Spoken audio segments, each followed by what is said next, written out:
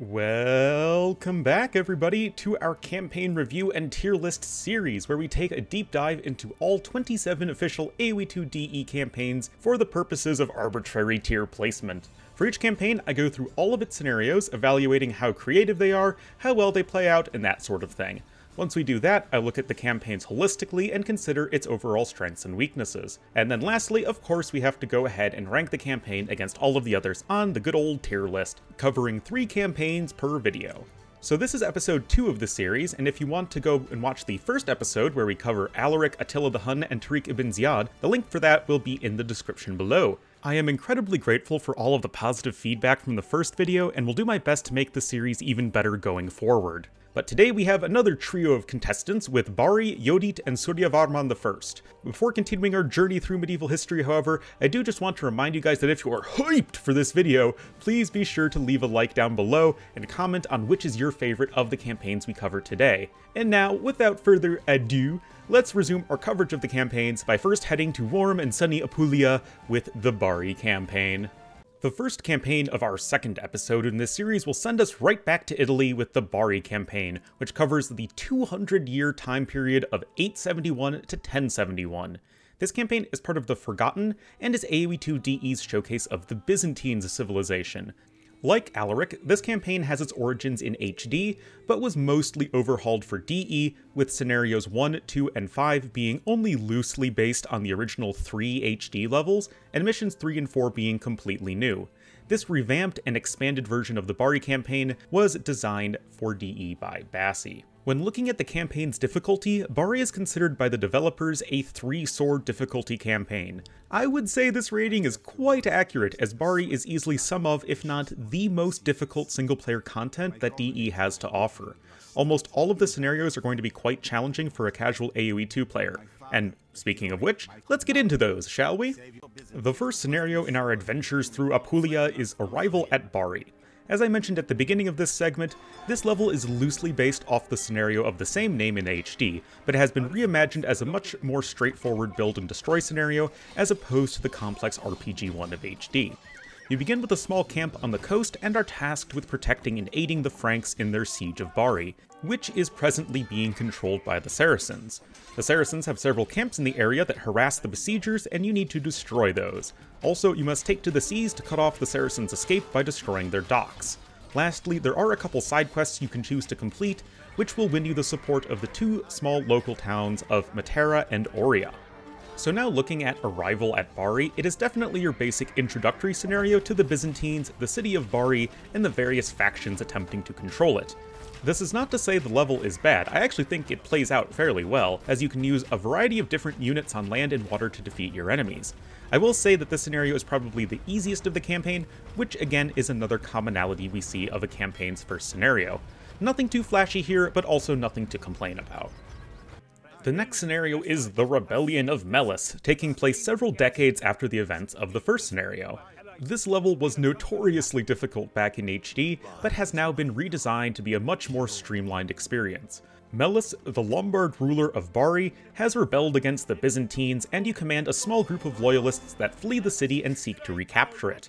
The countryside is crawling with enemy troops, however, so you need to safely find a way to one of the allied towns that will give you a base of operations from which to attack Bari.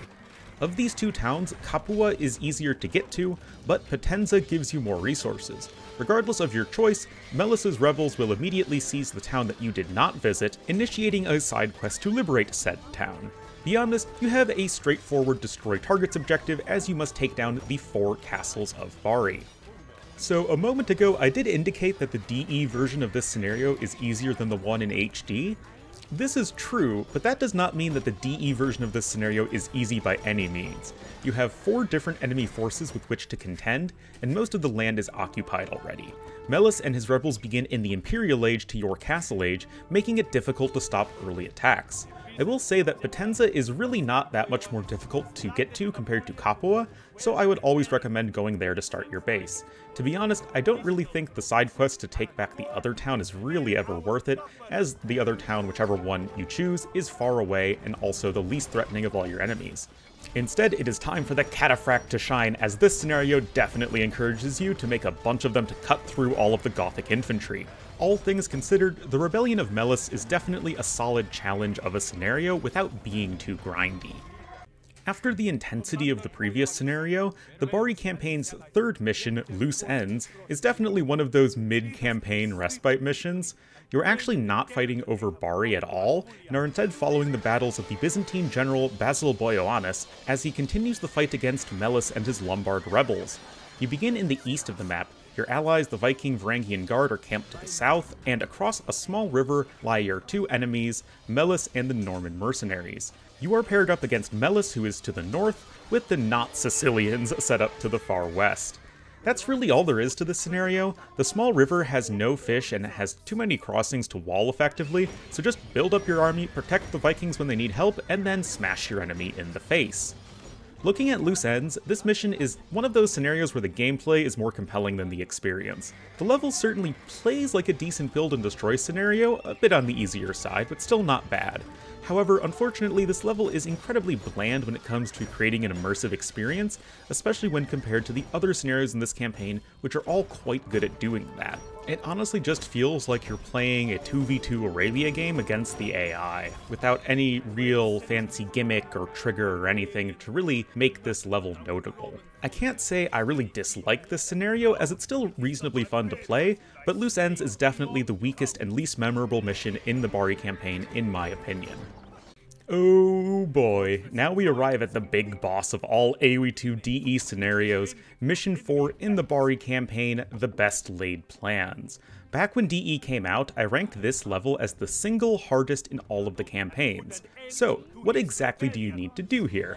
Again, you command the forces of Basil Boioannis and are tasked with defending your single castle for 60 minutes, or you can alternatively just defeat your enemies. These enemies that are trying to take down your castle are the forces of the Holy Roman Empire, the forces of the papacy, and the Lombard rebels who are still hanging around. You have an ally in Capua, but their town will actually be taken over by your enemies early on in the scenario, turning them into yet another hostile faction. However, you can reclaim Capua by destroying their castle. Also, there are some tertiary players like the Norman mercenaries whose support can be purchased by both you or your enemies, as well as an unfriendly local abbey that you can plunder.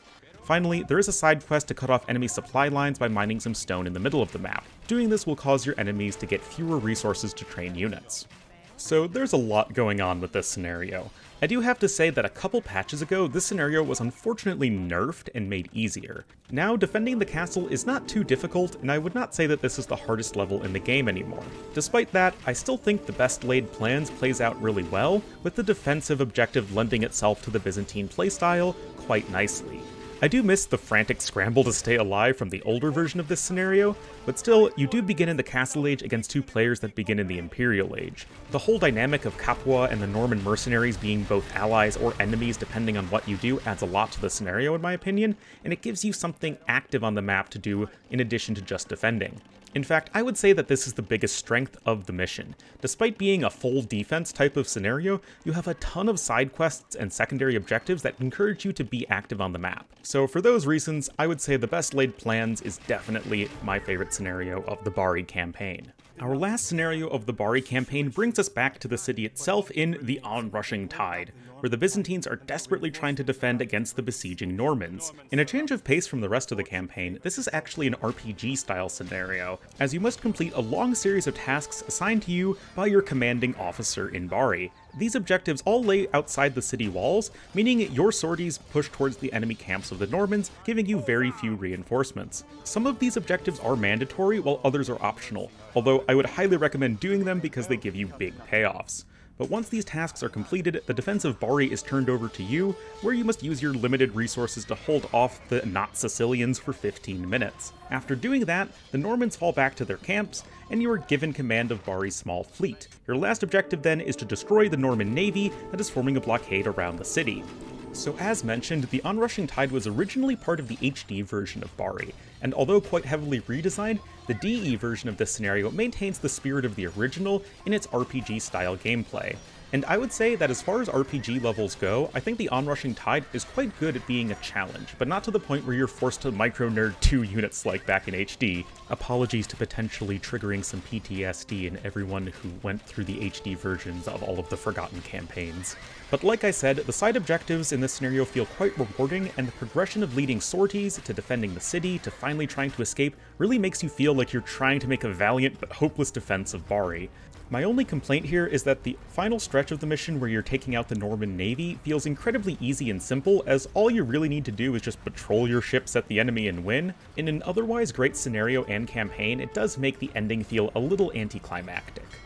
So just like in episode 1 of this series, now that we have looked through all of Bari's scenarios, we're going to look at the campaign as a whole, considering its strengths and weaknesses. Starting with its strengths, I will say right away that I think Bari is quite a strong campaign in general, and definitely one that I enjoy coming back to and playing. I'm sure you all know at this point that I like a challenge, and this campaign certainly delivers that. At its core, Bari's scenarios all play quite well. The pacing is quite good, with the build and destroy scenarios feeling challenging without being grindy. In fact, most of your enemies in Bari have infinite resources with which to spam units at you, but I think this campaign is an excellent contrast to Tariq ibn Ziyad in that it doesn't feel like you're trying to swim upstream in the river of unending enemy soldiers. Also related to the gameplay, I believe that Bari does an excellent job of having the player utilize the strengths of the Byzantines. There is no one single correct army composition to go for in most cases, and I find myself making archers, pikemen, knights, cataphracts, and monks at different points in the campaign. The defensive nature of Bari 4 and Bari 5 also showcase the Byzantines in that area as well. The only part of the civilization I feel could have been explored a bit more was their navy, as you only get to use it for part of Bari 1, but other than that, I definitely say that the gameplay is the biggest strength of the Bari campaign. With all of that said, I do believe that Bari has its share of weaknesses. Firstly, I understand the setting of the campaign is meant to follow the history of a place, in this case the city of Bari, as opposed to a single person. And for a campaign that is specifically about Bari, scenarios 3 and 4, where you command a completely different character in battles that take place not in Bari, feel quite jarring and out of place. From a narrative perspective, they seem like filler scenarios to extend the campaign to the necessary 5 missions as opposed to HD's 3. Of course, from a gameplay perspective, I do think that these missions are important in that they give you different settings and objectives from the Bari-centric levels, but that of course goes back to the issue of having a campaign centered around a single city. Lastly, I will say that the experience and immersion of the Bari campaign, while certainly not bad, was not exactly a strong point. The fact that the protagonists in the Nauticos family are complete fiction does detract from the story and immersion in my opinion, and this combined with the fact that Bari 3's simplicity and that the campaign is only 5 scenarios does make the experience feel just a little bit empty. However, despite this critique of the story and gameplay experience of Bari, I personally feel these areas to be less important than the core gameplay itself, which like I said, is very strong. Alrighty, now that we have looked at the Bari campaign inside and out, it's time to wrap up the segment with our tier list placement. Like I said, I did enjoy the Bari campaign quite a lot and believe it comfortably earns a spot in the A tier. Overall, Bari presents the player with a consistently challenging and engaging scenario design, and to be honest, this is rare to find in the official AoE2 campaigns. The variety between the scenarios is quite solid, with all 5 levels presenting you with fairly different types of starts, objectives, and enemy factions. Yes, I do think that the somewhat underwhelming narrative, as well as the somewhat empty experience in some missions, looking at you Bari 3, do hold the campaign from earning that top spot in the S tier. However, these gripes are fairly minor, and I would definitely recommend Bari to any player looking for a good challenge. Our next campaign brings us to the Horn of Africa with Yodit, which takes place circa 960 and is AoE2DE's Ethiopian campaign. Naturally, Yodit is part of the African Kingdoms DLC, and is notably one of the few campaigns to feature a female protagonist. So strangely, not only is Yodit one of the few campaigns to have multiple designers, but it's the only one to have 3. You had Bassi doing 3 of the levels, and then Hockey Sam and Freeman doing 1 level each. I asked Bassi why this was the case, and apparently it's because the original African Kingdoms version of Yodit for HD was designed by several different people back when Forgotten Empires was still fairly new. Remember that African Kingdoms was the first DLC to have professional campaigns that had 5 scenarios each, involved more traditional AoE2 gameplay, and even had voice acting. Both Hockey Sam and Freeman worked for FE back then, and they designed Yodit 2 and 4 respectively. Naturally, they also did the DE versions of their own scenarios. Bassi, who joined the team later, did the DE versions of Yodit 1, 3, and 5, as their original authors no longer worked for FE. We will also see this dynamic play out later during the Leiloi campaign, and I just think it's some interesting behind-the-scenes stuff. Regardless, considering Yodit's difficulty level, the devs deemed the campaign to be challenging enough to warrant a 3-sword rating. I would say that Yodit is definitely an easier campaign than Bari, and probably on a similar level to Alaric, with some of the scenarios being quite challenging and others being fairly easy. But with all of that intro stuff out of the way, let's go ahead and dive into the scenarios of Yodit. Our Ethiopian campaign immediately comes out swinging with its first scenario, Path of Exile. This incredibly polarizing scenario has Yodit forced to flee Aksum and escape via one of 3 different routes, each of which is guarded by an enemy base. You can choose to take on the fort in the mountains, the fort by the river, or the camp in the forest. In addition, your constant rival throughout this campaign, Yodit, has several bases throughout the map from which he will constantly attack you. However, this scenario is not a build and destroy level, but rather an escort mission, meaning that to win, you simply need to get Yodit herself past your enemies to the designated escape route. This means that there is actually an incredibly easy way to skip fighting any enemy whatsoever by merely completing a small side quest. In the far southeast of the map, there is a dock with a merchant who will sell you a transport ship for 500 gold. All you need to do is gather 500 gold, have Yodit board the transport, and sail up the river past the camp in the forest, and finally disembark right next to one of the aforementioned designated escape points. So Path of Exile is a very odd scenario in my opinion. On the one hand, it is quite unique in the fact that you are given a base with which to train an army, but you and all of your enemies are restricted to feudal age. Because of this, if you choose to fight any of the designated fort/camp, you're in for an incredibly challenging scenario as each enemy, as well as Gitajan, will infinitely spam units at you. However, on the other hand, there is a built-in mechanic in the level to let you just skip the entire thing, making Path of Exile simultaneously both incredibly difficult and easy, just based on your scouting. Yeah, this is a weird one all around. The second scenario in the Yodit campaign puts you in another somewhat unique situation. The Right Partner is one of the few RPG-style scenarios in the game that allows you to boom all the way up to 150 population. Your objective is to impress the Syrian Prince Zenobis by completing several different quests for the local Beja tribes, and completing all 5 will win you the scenario. To quickly summarize, Yodit's quests are as follows. 1. Recover 2 relics and bring them to the designated monastery. 2. Rescue the daughter of a Beja chief who is being held prisoner nearby. 3. Build 5 towers in one of the towns.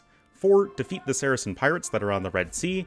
And 5. Defeat the Nobatians or the Ishkids. The first 4 quests are pretty straightforward, but I should say that both the Nobatians and the Ishkids are initially allied to you, and each will request you to destroy the other. Think of the Taichuds and the Naiman in Genghis Khan 1. Lastly, while all of this is going on, you will have to contend with the hostile Beja raiders, some of which are camped at strategic points throughout the map, and others that will constantly attack you. So the Right Partner is, I think, a pretty decent take on an RPG scenario, with the fact that you can build a strong eco, allowing the scope of the level to be a bit grander than something like a Genghis Khan 1 or a Bari 5. The hostile Beja raiders do attack pretty frequently, and they can certainly be annoying if you are not prepared. I will say though that the pacing does feel a little on the slow side, but this is in part because Ethiopians are just not a very mobile civilization for this sort of running around and completing quest type level. Also, I find it weird that the Nobatians are way easier to defeat than the Ishkids, as the latter has an extra castle that you'd have to take down. But regardless, I would still definitely say that this is a solid scenario. Next up in Yodit, we have A Fallen Crown, where we return to Aksum to make war on our own sitting king, Dagnajan. You begin by arriving in the northwest of the map with very few units and only in the feudal age, and you must quickly set up a camp of operations to begin your next big task, crippling Dagnajan's army before it marches on your allies, the Dargingda. The Aksumite ruler himself commands a massive army in a near-impenetrable fortress to the far south of the map, which will march on you and your allies after around 50-ish minutes game time. As mentioned, there are many smaller secondary objectives you can do that will hurt Dagnajan's army in various ways before it marches. These side quests mainly involve destroying critical buildings that lie outside the main fortress, and are all certainly useful to complete if possible. Your main threat during this time will be the Begemder Kingdom, which occupies the center and east of the map and will frequently harass you. Once the timer has elapsed, the Aksumite army will attack you, and you must finally kill Dagnajan to win the scenario. So I really like the whole cripple your opponent's army aspect of a Fallen Crown, but I do feel that the implementation is a bit off. Truth be told, Dagnajan's army is actually incredibly buggy, and is easy to kill even without doing anything to weaken it. He only has Castle Age upgrades, and the tight formations of the enemy army become very easy prey for some Torsion Engine siege onagers. The Begemder Kingdom can be a bit annoying early on, but can still be defeated rather quickly, leaving you all the time in the world to build up your Ethiopian Doom army of siege and archers. I also feel that the pacing is kinda slow early on due to how few resources and units you start with. So overall, cool idea for a scenario, but unfortunately not the most compelling gameplay. Our second to last scenario in the Yodit campaign is Broken Stele, where you have a straightforward objective of defeating Gitajan's army, which is occupying the port city of Masawa in the far north of the map. The catch to this scenario is that resources are scarce on the map, but you can accrue trickles of income by controlling the various stelae scattered throughout the area. Each stele is guarded by enemy units, and even once you capture one, Gitajan will endeavor to take it back. You can also get a sizable amount of gold by sacking enemy monasteries, and even recruit some local tribesmen by visiting their villages. Finally, you do receive some galleons from your Arabian allies at some point, but it must be said that they are not at all useful. Gitajan himself, however, is no pushover, and is honestly one of the stronger AI opponents when it comes to possessing a large eco with which he will train a variety of land and naval units to attack you and your stele. So in my opinion, as a scenario, Broken Stele plays very well in some aspects, and not so well in others. The showtells that you get from the local tribes are not all that great, as Masawa is well defended, and as mentioned, the random galleons you receive will literally just get sunk instantly. However, I do feel that the AI for Gitajan is quite good in this scenario, and is quite aggressive at pressuring you and trying to take back the stele, and even will fortify them with towers if given the chance. The stele mechanic is pretty interesting as far as it goes, but at this point we've done a lot of fighting in Ethiopian mirrors, and it really does feel like we're doing the same thing over and over again. So I can't say that Broken Stele really does enough to differentiate itself from the other scenarios in this campaign when it comes to creating a memorable experience. Regardless of the experience side of this level, I do think that the actual gameplay of Broken Stele is probably the strongest of any scenario in the Yodit campaign. The finale of the Yodit campaign brings us full circle in Welcome Home, where Yodit's forces have arrived in the east and west of the map, on either side of the massive city of Aksum. The city itself mostly consists of civilian buildings, but Gitajan still has a very strong military presence patrolling the streets. Our objective here is to take down 6 of the 8 enemy towers located across Aksum, with each tower bringing another district under your control. In addition, Gitajan has 2 strong fortresses to the north and south of the map, preventing you from uniting your forces until you press through the city. The southern stronghold of Gitajan will even attempt to build a wonder to put you on a clock. Nevertheless, with some trebuchets and potentially some mercenary saboteurs, Gitajan will crumble fairly quickly to your army, and Yodit will finally gain control of the Aksumite Empire. So back in HD, Welcome Home was actually a slightly different scenario. The map was largely the same, but you had a whole thing with a moving town center, and you couldn't train siege weapons, and then you had those barricades that had like a bajillion health, and yeah, that was a pretty buggy mess. Therefore, this was the only scenario in the Yodit campaign to receive a fairly sizable overhaul for DE, retaining the basic structure and objective of the original while streamlining the gameplay. Unfortunately, although the DE version of Welcome Home may be less bug-infested than the old version, it's still not a very good scenario, and honestly, a very forgettable way of ending the Yodit campaign. You really don't have a ton of incentive to hold both sides of the map, and it's usually better to just pick one side and focus your efforts from there. Aksum may lack impenetrable barricades, but the power of DE unit pathfinding still makes navigating the city streets quite frustrating. It does not feel too useful to conquer each section of Aksum, as you don't gain control of any buildings, but this honestly doesn't matter all that much, as it's quite easy to snipe the requisite amount of towers before even 35 minutes of game time. Lastly, and relatedly, Gitajan's attempt to build a wonder is almost comically slow, so it's not unlikely to be less than halfway done by the time you complete your objective. Alrighty, so now that we have gone through all 5 scenarios, let's go ahead and evaluate the Yodit campaign's strengths and weaknesses. If you couldn't tell, I am not an especially big fan of this campaign. Nevertheless, speaking to the Yodit campaign's strengths, I do have to say that each scenario did attempt to create some unique gameplay mechanics and put you in different sorts of situations with the Ethiopian civilization. It's just that almost all of your enemies were more or less identical. I mean, 4 out of the 5 scenarios have either Gitajan or Dagnajan as the Red Ethiopians as your main enemy. Still, other than the last scenario, I wouldn't call any of the levels bad, with each having somewhere between decent and quite solid gameplay. In a similar vein, I would say that Yodit does a pretty decent job of getting you to use the strengths of the Ethiopian civilization. Showtells are great for sniping the Nobatians in Yodit 2, nabbing Stele in Yodit 4, and stuff like that. Archers are always going to be great as the core of your army, and you actually have the chance to use them in Feudal, Castle, and Imperial Age at various points throughout the campaign. And last, but certainly not least, you do have some moments where you can use some epic torsion engine siege onagers, and let's be real, that is probably one of the most satisfying feelings you can get in all of AoE2. But, alas, with all of that said, if I had to use one word to sum up the Yodit campaign, it would be jumbled. The narrative of this campaign is quite poor and unclear, with each scenario making you feel like you're just popping up in another location to fight your enemy of the day. 4 of the 5 scenarios have you just starting with a few units spawning in at some edge of the map, and the lack of cohesion between scenarios never allows you to feel like you're inspiring a popular rebellion or creating your own empire. I find myself asking, why are we fighting Dagnajan when our main enemy is Gitajan? What is so important about Masawa that an entire scenario is dedicated to taking it? Or, why do we spend so much time looking for Arabian allies if they never actually show up and only ever contribute once in the form of a few galleons that get instantly destroyed? Those sorts of issues. In part, this leads to pretty much every single scenario being incredibly forgettable, with no scenario really standing out as excellent, and the last one being downright bad. Finally, I really have to question the premise of this campaign and why it was chosen to be the showcase for the Ethiopians. Yodit herself is a pretty unsympathetic character in my opinion, as the story is pretty much, she was wrongfully expelled from Aksum by her jealous cousin Gitajan, so she went and burned down the entire Aksumite Empire. It makes you ask, are we the bad guy? But not in a good way.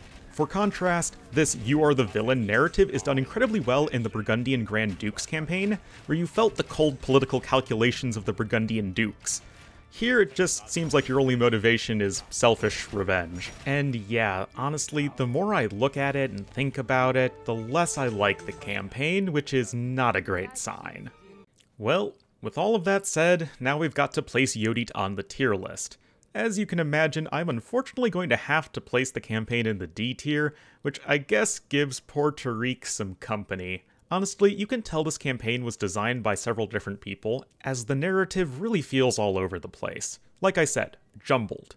The story is confusing and uncompelling, the gameplay is on average quite mediocre, 90% of all players in the campaign are Ethiopians, with the only other civilization represented being Saracens, and even then only in tertiary roles. I know I sound really harsh, and I honestly do feel bad, but the point of making these videos is to give my honest critique of all of the campaigns. Regardless, if you want to be a campaign hipster and play through some offbeat scenarios, the Yodit campaign may still be worth giving a try. Who knows, you may like it more than me, because we all have different tastes, and that is totally fine. So don't be afraid to leave a comment if you enjoyed Yodit. The final campaign for this video will bring us to the jungles of Cambodia with our first Rise of the Rajas campaign, Suryavarman I. This campaign is DE's showcase of the Khmer civilization, and was designed by HockeySam18. This is usually where I share some interesting trivia about the campaign. I guess this was the first full campaign where you get to play as Cyan, aka Player 5?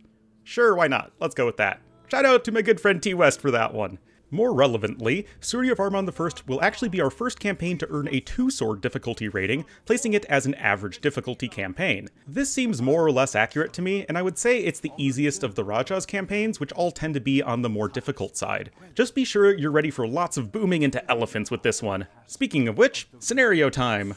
The introductory scenario of the Suryavarman I campaign is Usurpation, which is your basic destroy target scenario.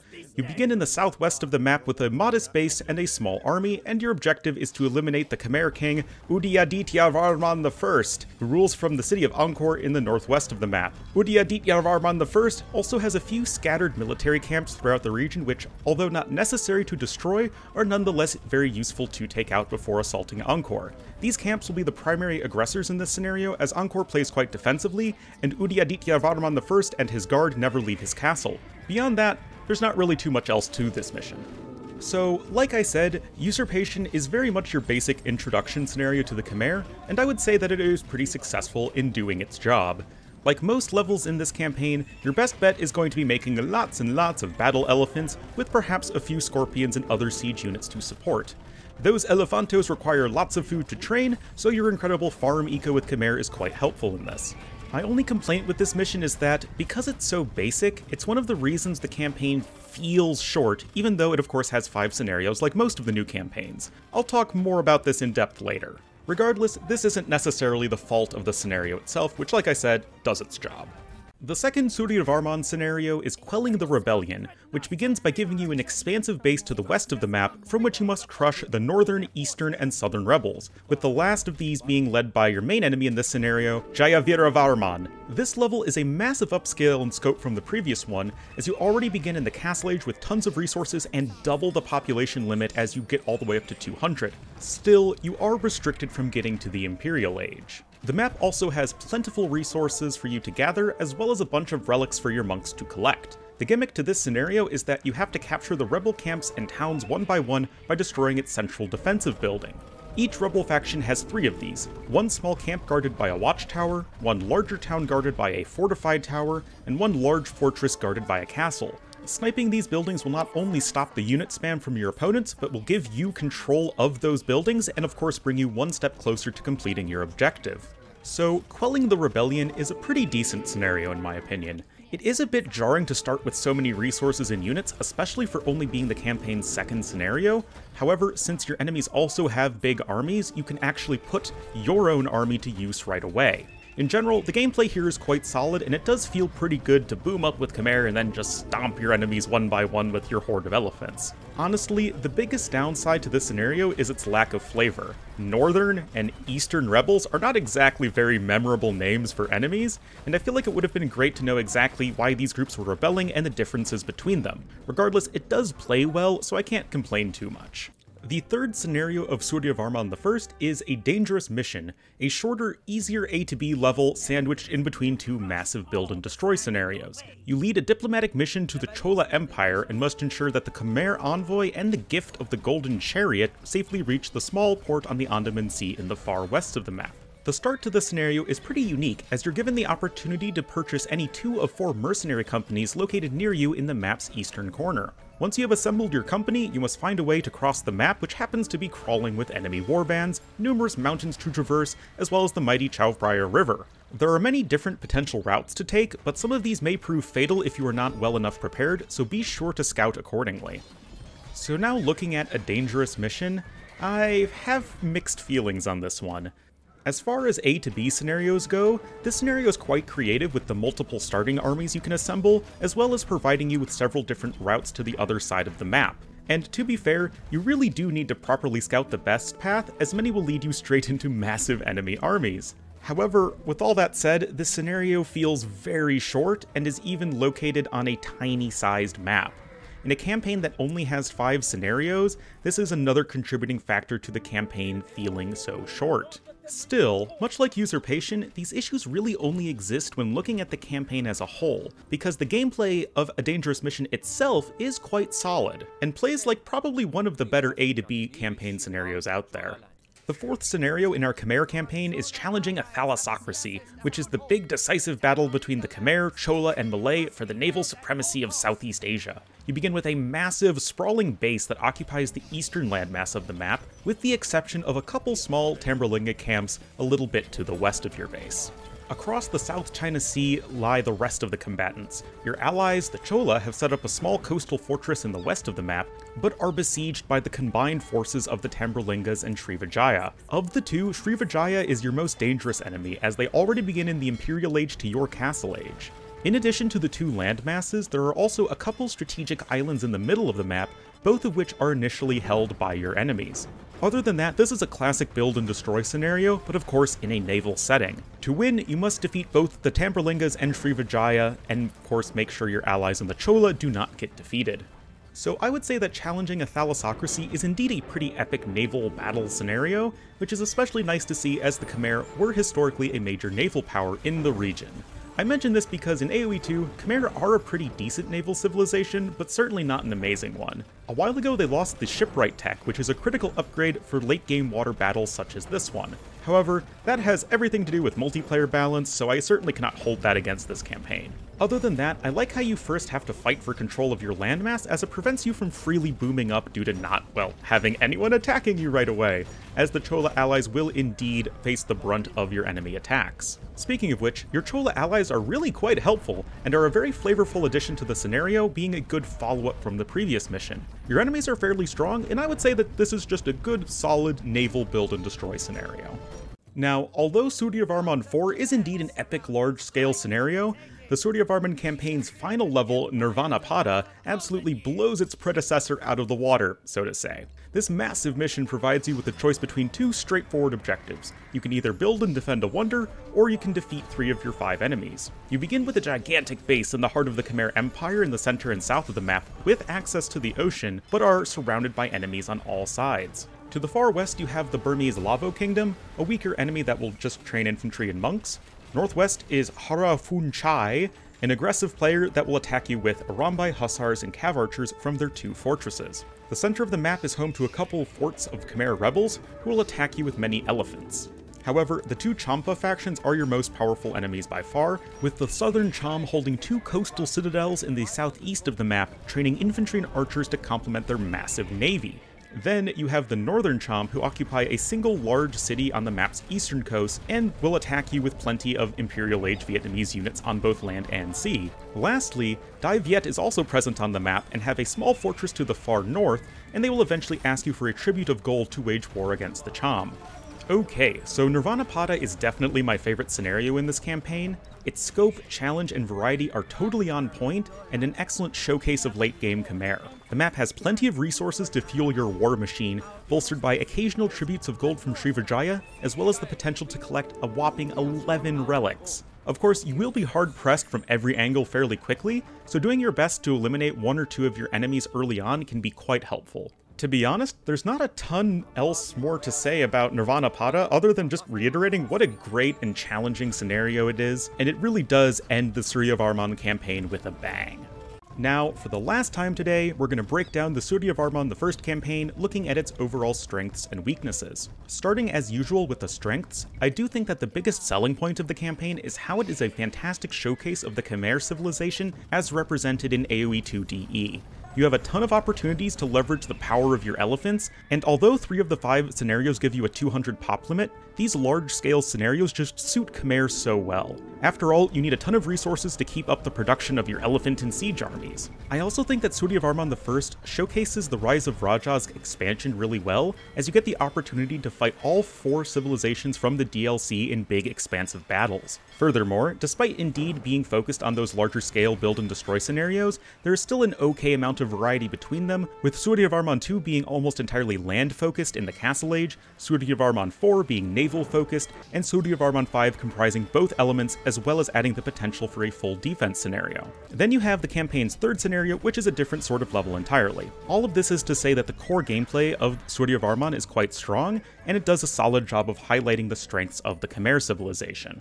Of course, the Suryavarman campaign is far from perfect, and it does have a few issues that really hold it back. Firstly, as mentioned before, the campaign feels quite short. Yes, I know that half the campaigns in the game have 5 scenarios, but even so, it feels like there are parts of the story missing. Part of this is the narrative, which I'll talk more about in just a little bit, but it's also the level design. Suryavarman I serving as that basic introductory scenario is, in a vacuum, fine, but when also combined with the very short scenario 3, it does make the campaign feel a little bit empty. It feels like you're just jumping all over the place, going from a small rebel usurper to the ruler of a massive empire just between the first 2 scenarios. Then, although you get the time to develop your alliance with the Chola, you never get to encounter Srivijaya until your big battle with them in the campaign's 4th level. This also holds true for all of the enemies you face in the final scenario, as most of them pretty much just show up without any sort of prior introduction. Especially those Khmer rebels. I mean, didn't we deal with those guys already? And this brings me to my last critique with Suryavarman I, and that is how the characterization of Suryavarman I himself, as well as the other characters and factions in the campaign, is quite lacking. Now, having studied a bit of Southeast Asian history in my time, I know that this is almost certainly because specific records from the Khmer Empire are actually quite lacking. But that does not mean you cannot create unique characters and identities just for this campaign. I mean, it is historical fiction, after all, and plenty of other campaigns do this. As I mentioned earlier, I find myself wondering about the Khmer rebels and Suryavarman, and why those rebels appear again later on, what was the relationship between the Khmer Empire and its neighbors before the big battles themselves take place, and I have those sorts of questions that never really get answered. And with that, now we must conclude our Cambodian conquests by placing Suryavarman I on the good old tier list. So I do think that this is another pretty solid campaign, and I will have it joining Alaric in the B tier. Yes, there is a lot of build and destroy without too much narrative going on here, but the core gameplay of massing huge armies of elephants and siege is totally spot on. And actually, like Alaric, giving the player opportunities to swarm enemies with goth spam, probably the most important thing to nail in a Khmer campaign is to give the player many opportunities to trample enemies with your elephants.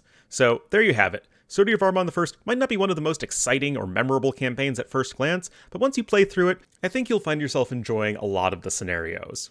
And with that, we have now added 3 more entries into our campaign tier list. Another set of varying results in this video, so let's see what next episode will bring as I cover the Otvies, El Cid, and Barbarossa. Again, please do leave a like if you guys enjoyed the video, as they really do take a long time to make. But even more importantly than that, thank you so much for watching this series. Thank you so much for all the positive comments I've received. They really do mean a lot to me. And of course, I will see you all next time.